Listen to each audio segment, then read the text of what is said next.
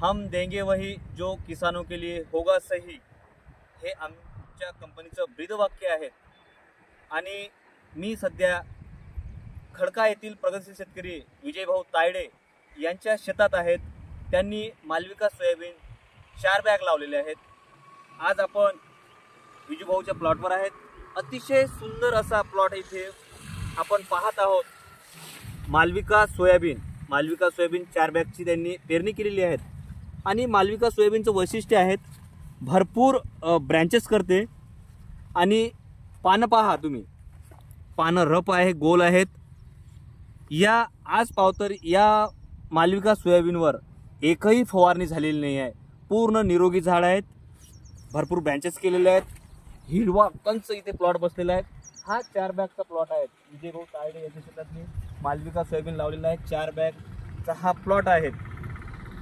आणि विजूभाऊ ज्यावेळेस मी बोललो, आज सध्या ते आपल्यासोबत नाही आहेत, बाहेरगावी गेलेले आहेत। ज्यावेळेस मी फोनवर बोललो त्यांच्यासोबत, त्यांनी आनंद व्यक्त केला की विगर बायोटेकने आम्हाला अतिशय चांगलं वाण दिलेलं आहे, जेणेकरून जर्मिनेशन जो विषय आहे, महत्त्वाचा विषय, जर्मिनेशन खूप अतिशय सुंदर झालेलं आहे। इतर वाणापेक्षा दुसरे वाण त्यांनी लावलेले आहेत त्याचं जर्मिनेशन कमी आहे, परंतु मालविका सोयाबीनचं जर्मिनेशन अतिशय चांगलं झालेलं आहे।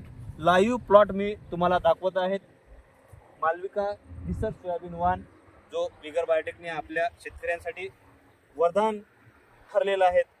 अतिशय सुंदर प्लॉट आहेत।